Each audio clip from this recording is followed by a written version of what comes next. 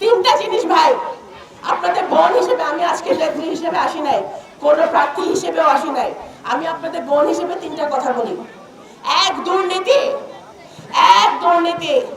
দুই দখলবাজি, তিন টেন্ডারবাজি।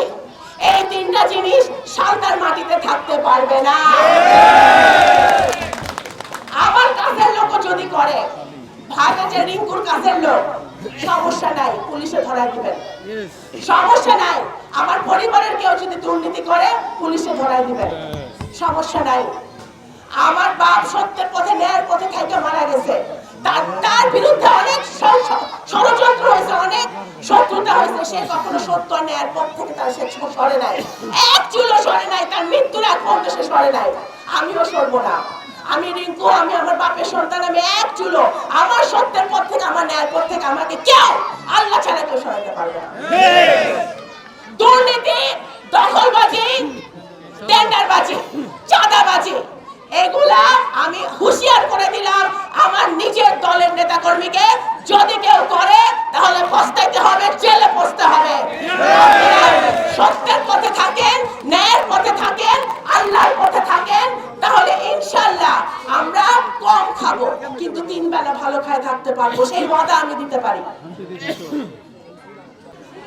আজকে যে গণতন্ত্রের জন্য, যে ভোটাধিকারের জন্য, যে কথা বলার অধিকারের জন্য দেশনেত্রী সংগ্রাম করেছিলেন, যে সংগ্রামে আমাদের আপামর জনতা, সালতা উপজেলার অনেক, রামকান্তপুর ইউনিয়নের আমাদের সাধারণ জনগণ সহ বাংলাদেশ জাতীয়তাবাদী দলের সকল পর্যায়ের নেতৃবৃন্দ সংগ্রাম করেছেন, সেই গণতন্ত্র, সেই ভোটাধিকার আমাদের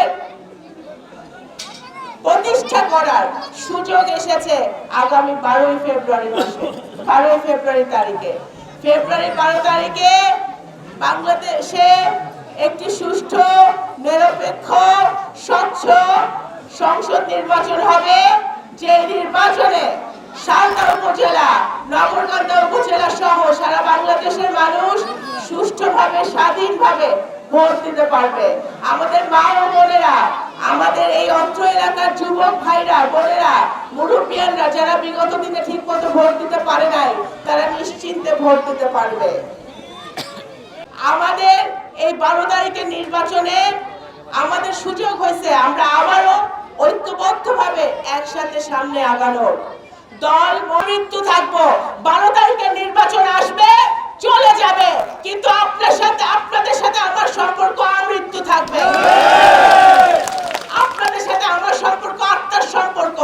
বহু ষড়যন্ত্র হয়েছে গত 17 বছরে আমার বিরুদ্ধে, আপনাদের বিরুদ্ধে, যাতে আমি আপনাদের পাশে না থাকতে পারি, কিন্তু আল্লাহ তাআলার আগে আমি আল্লাহর কাছে আমি শুকরগুজার করি যে আল্লাহ তাআলা আমাকে কোনো না কোনো ভাবে আপনাদের পাশে রাখছে, আপনাদের সাথে রাখছে।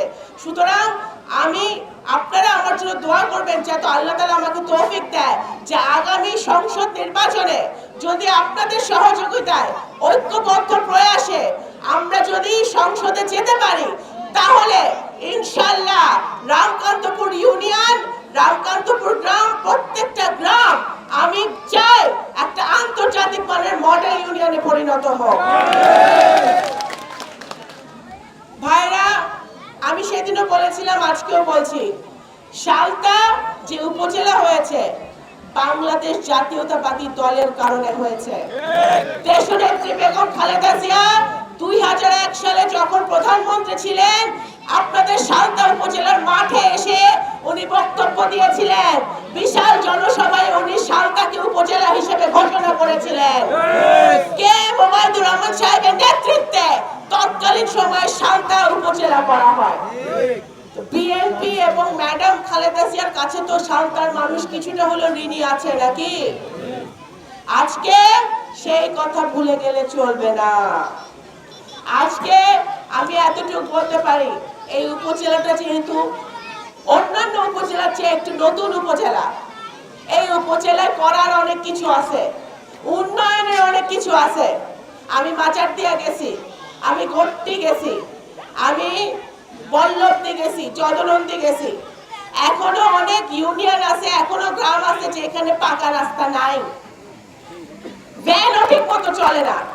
ভ্যানও ঠিক মতো চলে না। আমাদের ভাই বোনদের, আমাদের মা বোনদের কষ্ট করে হেঁটে হেঁটে মাইলের পর মাইল হাইটে তাদের চাইতে হয়।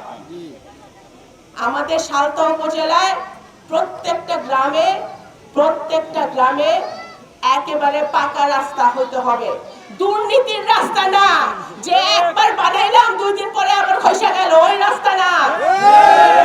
17 বছর যে রাস্তা হয়েছে ওইরকম রাস্তা না, টেকসই রাস্তা হইতে হবে, যাতে বছরের পর বছরে ট্রাক চললে ওই রাস্তার কোনো সমস্যা হবে না।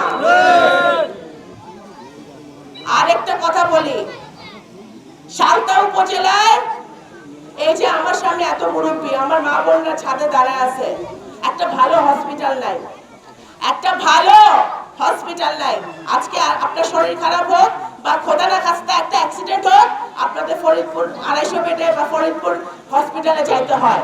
আর যদি ফরিদপুর হসপিটালে চিকিৎসা না হয়, ঢাকায় দৌড়াইতে হয়। আমার যারা গরিব ভাইরা আছে, বোনরা আছে, যারা কৃষক, তাদের কাছে এত টাকা নাই যে ঢাকায় গিয়ে ভাড়া দিয়ে অ্যাম্বুলেন্স ভাড়া করে ঢাকায় যাবে, ঢাকায় হসপিটালে ভর্তি হওয়া সমস্যা, ভর্তি হবে, লাখ লাখ টাকা খরচ করে চিকিৎসা নেবে। এই এই এই রকম সামর্থ্য তো সবার নাই। সুতরাং আমি মনে করি সালতা উপজেলায় এত আলেম ওলামারা বাস করে, এত হাজার হাজার আমাদের মুরব্বিয়ানরা আছে, নারীরা আছে, বোনরা আছে, সালতা উপজেলায় একটি আন্তর্জাতিক মানের হসপিটাল করতে হবে। ইনশাআল্লাহ আমরা যদি জনগণের ভোটে নির্বাচিত হই, সালতা উপজেলায় একটা হসপিটাল হবে, যেখানে আমার মা বোনরা, মুরব্বিয়ানরা স্বল্প মূল্যে তারা চিকিৎসা নিতে পারবে। এখানে আন্তর্জাতিক মানের ডাক্তার থাকবে, নার্স থাকবে, টেকনিশিয়ান থাকবে, সবাই থাকবে, যারা যাতে তাদের চিকিৎসার কোনো সমস্যা না হয়।